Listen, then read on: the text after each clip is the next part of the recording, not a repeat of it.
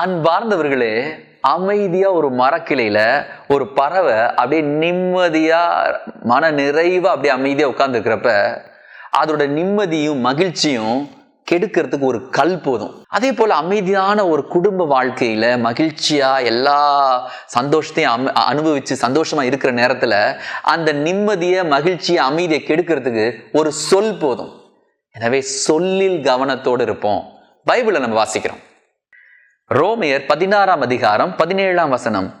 சகோதர சகோதரிகளை, நான் உங்களிடம் வேண்டுவது, நீங்கள் கற்றுக்கொண்ட போதனையை மீறி பிரிவினைகளையும் தடைகளையும் உண்டாக்குகிறவர்களை குறித்து கவனமாயிருங்கள், அவர்களை விட்டு விலகுங்கள்.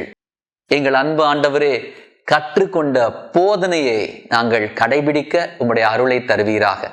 எல்லாம் வல்ல இறைவன் தந்தை, மகன், தூய ஆவியார் உங்களை நிறைவாக ஆசீர்வதிப்பாராக. ஆமென். God bless you.